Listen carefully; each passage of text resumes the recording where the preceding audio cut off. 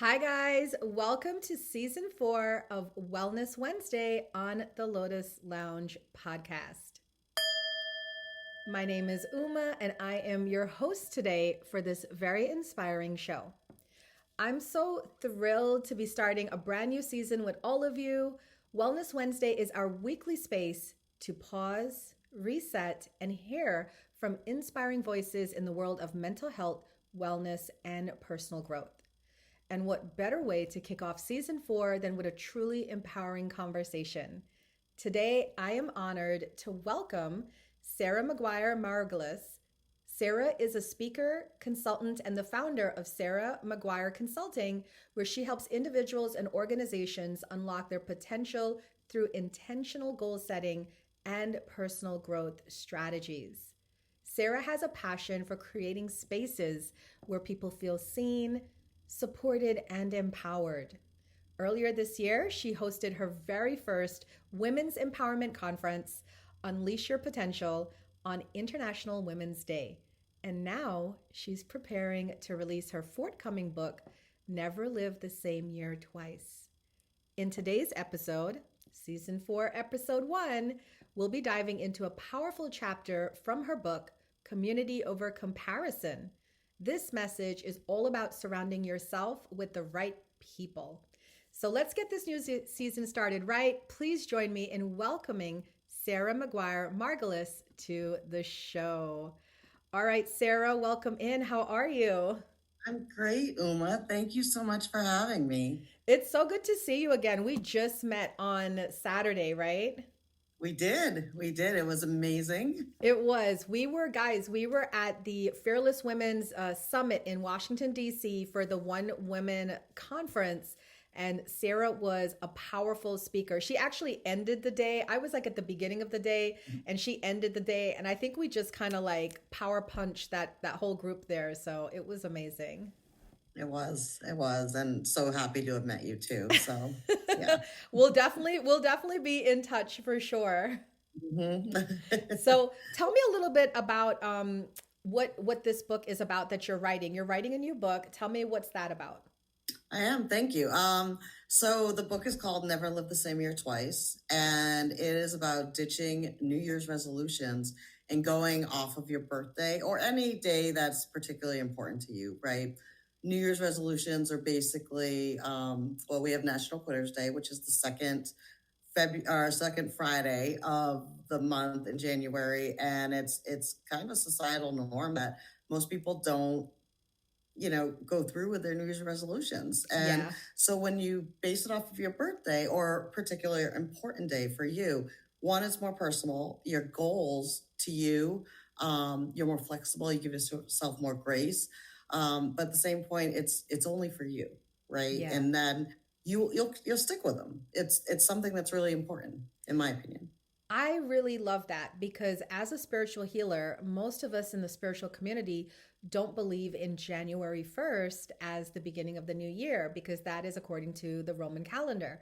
So most of us actually celebrate the new year with the spring equinox, which funnily enough is around the same time as Chinese New Year. And Mhm. I'm not sure when it's Jewish New Year, but it was a lot of correlation with other cultures as well. So, this idea that you're bringing about, well, your birthday is the start of your year is fantastic. How did you come up with that? So I've been doing this kind of, very low key for, I don't know, about 7 years. And so when my birthday is August 20th, and Oh, happy birthday, belated birthday. thank you. So my birthday, I would always post on social media. Thank you everybody for reaching out. Truly grateful that I have so many great people in my life. But the other thing is like, what did I accomplish this year? And what am I going to accomplish next year? And I love looking back. And like I said, I've been doing this for about 7 years. And I love looking back Mm. and seeing, wow, like I did not realize like this was even in my goals and I accomplished something, right? Or I didn't quite make it in this year. I just turned 48. So in year 47, what did I want to set out to accomplish before August of the following year? We always see people when they turn 50 or when they turn 25 or any in between, right? And it's like, oh, it's a big decade change or anything like that. And every year is a big change. Like you're a different person. I'm a totally different person at 48 than I was at 45. So I'm all about celebrating like you're in, all your wins, and then giving yourself grace and flexibility to say, yep, didn't work this year, so let's change it. Let's make it another goal for next year, for your birthday year. I really love that. I mean, that resonates so much with me because, one of the things I tell people is reflection and introspection are so important for you to see not just how far you've come, but to get a better sense of where you're going in the future. So I like that you're including things like that, reflecting on what was this year like? Did it go the way I wanted it to go? What could I have done differently, to move along? So one of the I can't wait to read your book. First of all, I can't wait to see what that's going to be. But one of your chapters that we were talking about that seems very interesting is this chapter that we're going to talk about today, community over comparison. So can you tell me a little bit about that? Absolutely. So community over comparison. It's who are you surrounding yourself with, right? I just a quick background. I'm former military, and then I got out of the military and I married into the military. So that was a huge change for me to go from, being the independent military person, and then always independent, never changed that part. But going into community where I was now the spouse and my husband was the active duty, always deployed, always training and whatnot. And one of the things is, that's a transition. We all go through transitions, whether we are changing jobs, whether we're moving to a different state or location or anything like that, babies, anything, parents, whatnot. So that was a huge transition. And when I got to the first duty assignment, it was overseas in Japan. And one of the things is, the first question people ask, and this is in the book, and you'll laugh and when you read it, but the first question is like, who's your husband? What's his rank on the ship? And how many kids do you have? And so those were never, hi, Sarah, nice to meet you. Nice to meet you. Glad you're alive. Right. And so it was an identity kind of transition too. So one of the things is I would go to these events, right? Because I was like, I want to be part of the community. I want to support my husband. And I'd leave there and like almost in tears almost every time because I didn't fit in, right? And I thought something was wrong with me.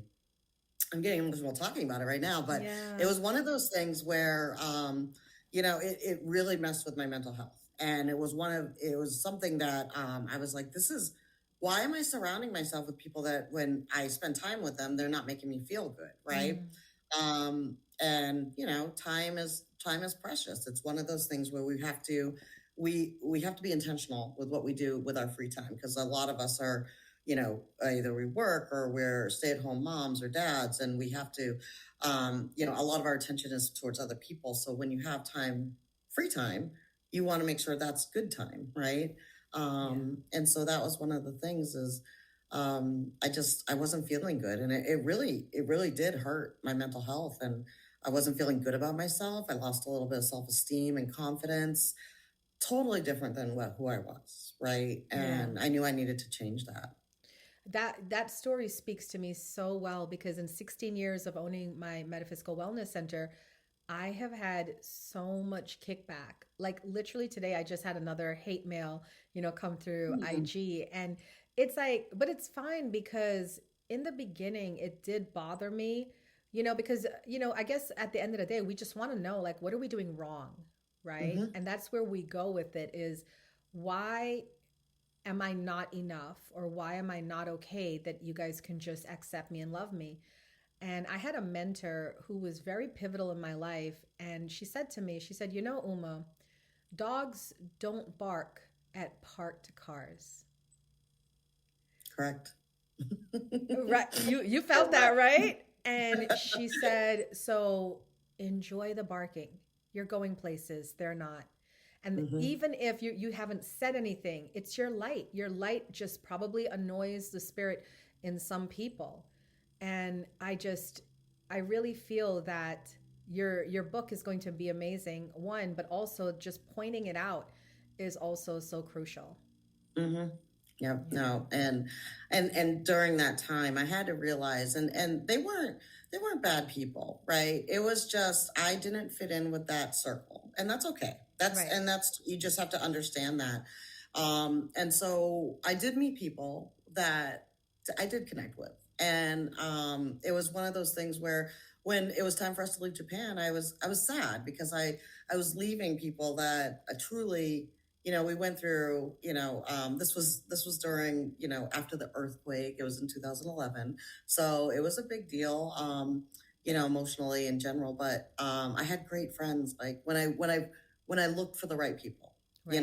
that aligned with how I was, my personality, and made me feel good when I left, like an outing or any type of gathering or whatnot, or one-on-one coffee. I was just like on a high. I was like, these are my people. This makes me Yeah. happy, and that's what you need. Yeah, That's yeah. exactly what you need. Why do you think so many people tolerate sitting at tables where they're not even getting meals? They're probably even getting scraps. Like, why do you think people still do that? I mean, in all honesty, I think it's like it's a societal norm, right? Mhm. And it's one of those things where it's like, well, this is where I was put, right? I have to fit in. I have to do this. I have to look like everybody else, dress like everybody else. And that's something where you have to take your individual self and step back a little bit and say, no, why would I change for anybody else, right? Right. Like the example, Uma, I just met you on Saturday, and I walked up to you and you had your display and your books, and everything was so calming. And I'm like, wow. And I had, I, I'm laughing because Uma knows about what I'm about to say. I had, I have a little 4-leaf clover that I give in my workshops, Yes. for anybody that shows up for my workshops. But Which I was also just super had. cute, by the way. Oh, thank you. Yeah. Yes, I love it. My friend makes those for me, and Nice. they're amazing. But then it's I also have I just had my QR code with my book cover, like right now with the book cover, and I walked up to Uma and I walked up to you and I was like, wow. I was like, you are very prepared, and Yeah. you like I'm like I'm feeling a little bit inadequate right now, and I'm like I'm having a moment, right? Yeah. I'm just like, oh my gosh, like anxiety and all this stuff. And you stopped me, put your hand on my shoulder, and you're like, I've been doing this for so long. And everyone has to start somewhere. And if you've never done a vendor table before, cool. Like, we'll help you. Yeah. And it was just one of those things. I've done vendor tables before. I have not done vendor tables like Uma has done. It's just next level, Next level. I want to be at that level. I thought it was Yeah. amazing. But you were so kind, and you Thank were you. just so you could have been one of those people that I explained earlier, but you weren't. You opened up and you said, listen, yeah, it took a lot of time to get there. And this is where we're at, and I'm here to help you. And that Absolutely. was where our friendship started, which Yes. was again 3 days ago. So It did. amazing. I love mentoring. Like that's, I do that professionally, mentoring small businesses, companies, groups, organizations, but it's just in me to want to see everybody grow. Because I'll tell you something, and this is one of my personal truths, is that one of the things in being the owner of the largest metaphysical wellness center in Nova in Northern Virginia, doing this for the past 16 years, working on over 16,000 people, it is lonely at the top.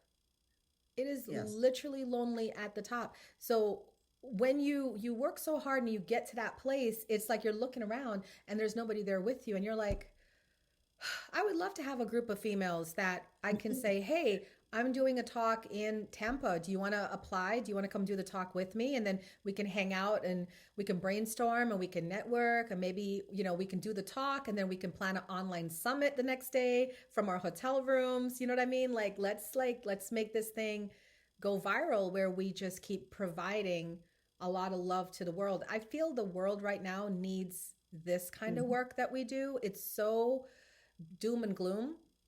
It And I'm is. trying to Mhm. remind people that there is still a lot to be happy about and joyful and live in abundance with.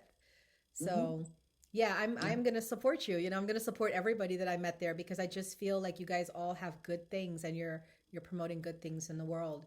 So, what Yeah. It was what a is great group of women. yeah, it was a really, really great group, guys. And if you guys ever get a chance to go to the One Woman Summits, hosted by Charla Brown, she created the One Woman Summits.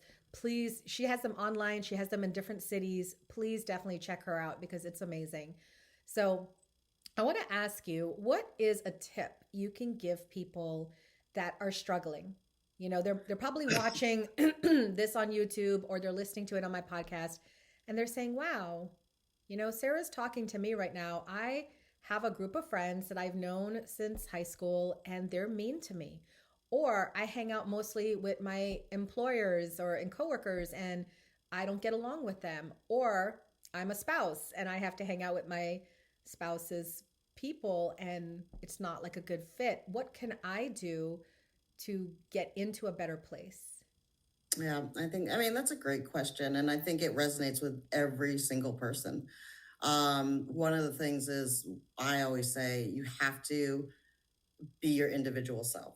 You have to be authentic. And it's something I put in the book as well is so my name is Sara McGuire Margalus, right? McGuire is my maiden name. It's an Irish name. I was adopted Mm-hmm. and I got made fun of a lot growing up. I got made fun of a lot in the army. I still get made fun of. They're like, McGuire, like, they make jokes like, you don't look like a McGuire, you don't sound like what your face looks like and whatnot. And so for me, it's like, yeah, my name is McGuire. I'm Irish. I built my company off of Sara McGuire Consulting because I want to stay authentic. It's an Irish theme Yes. with my logo. I have the Trinity knot on there as well. And when people look at me and they're like, "What? It doesn't make sense." I'm like, "It makes sense. It's me. It's Right. totally me." But being authentic is something that is truly, truly important. So when people, if in high school or in your college groups or in your work groups or in the mom groups or anything like that, when you hear, like when you're around somebody and they're talking about somebody else, they're probably talking about you when you're not around. So yeah, that's something to remember, right? Um, and so I always go into something where if I'm with people and they have something to say that's negative or anything like that, I try to bring the positive into it and say, well, they're probably really busy. Like if they couldn't go to their child's soccer game, right? Maybe they're busy or maybe something else is going on, right? And give them the benefit of the doubt in that sense where instead of it's so easy to get pulled in to negative talk and being like, yeah, Yeah. like yeah, like we don't like her today, right? And Right. that doesn't stop in high school, No, it does not. No. It's so But one of wild. the big tips, honestly, is you have to be authentic to yourself and you have to have the confidence and the self-esteem to say, I'm not going to put up with this. And it's not, you don't have to make it a big thing, right? You can easily just step back and when they invite you to another coffee or a wine night or something like that, politely decline. And you don't have to give an answer or an explanation as to why. You just say, nope, I thank can't you, do it. and move on. Yeah. No one Yeah. deserves you don't owe anyone an apology for not showing up to a social event, right? Yeah. Yeah. And I Like, don't know why we do that because I did that for the longest time. I would write paragraphs to explain like why I can't and only recently like the past few years, really since I hit my 40s. I'm 47, I'll be 48 in January and it's just like ever since I hit my 40s, it's just more like no, I can't make it. Thank you for mm-hmm. the invite. Yeah. And nobody has ever asked me why. Right. Which is great. That means Yeah. you're surrounding yourself with amazing people because they're not pressuring you. There's no Right. peer pressure. There's a few. I have a friend right now that's trying to pressure me to do stuff and I would say no politely and they would come back and I would say no politely and they would come back and then I would just leave it on red, because I'm like I'm not going to do this with you. It's not important. Yeah. Yeah. So I think a big thing that we have to remember is the way people treat you is more a reflection of themselves Hmm. than it is a reflection of you. And those of us that take it personally, I think we really are the peacemakers of the planet because we rather say, I'm wrong, I'm the problem, than ever, ever, ever point a finger and say, you're the problem. But peacemakers, you need to stand up. You need to Yep. start, if people can't hold themselves accountable, you have to start holding them accountable. Absolutely. I mean, I think, and I was kind of going through this like last week. So again, like I met you on Saturday. We had both had keynotes. Yeah. We had to bring our game on, right? And you did amazing, by the way. All the Thank women you. did amazing. Yeah. But one of the things is, this is something I have to retell myself almost every day sometimes, is you are going to be the villain in somebody else's story, right? Whether or not you are or not, Yeah. you are going to be someone's villain, and they're going to blame you for whatever it is that's bothering them, right? And I'm part of this. Like I'm a villain in someone's story right now, and it tears at my heart because I have to just accept it. I have to just say, okay, anything I say or do isn't going to change anything. But the other piece is, um, it hurts me to not say anything and try to defend myself. But I've taught myself to no longer defend myself and just say, okay, this is where it ends. Like if your story is I'm the villain and I'm the bad person, and they're looking for a reaction, and that's what it goes back to what you just said. They're looking for a reaction, they're looking for a quick response, and one of the things is like sometimes no response is the the best response. I recently had that happen earlier this year. I'm a live streamer. I think I told you on TikTok and another app and YouTube. And there's this, we do great debates, where we get people together in the room and we debate different topics. And there's this guy that comes into my stream and I bested him every time and he started getting mad. But he started getting like really mad to the point where he was stalking me. And then he started making claims that he reported me, an American citizen, to ICE. Like yes, like boasting about it on social media and stuff. And but then I would never respond to him. Like he would say things like, "You don't own your home, you rent." Like what? What is that? Like, okay, And then people were like, "Well, you need to show us your house title and stuff like that." And I said, "I'm not showing my house title to prove a point." And I had this one person tell me, "Well, if he's just going around out here saying all these negative things, you risk losing people like followers and supporters because they're believing him all the things he's saying about you." And I said, actually, he's doing me a favor. He's doing me a favor because whoever wants to believe him without investigating me themselves, coming to my stream, meeting me, talking to me, having a conversation, those are people I don't need in my life, Right.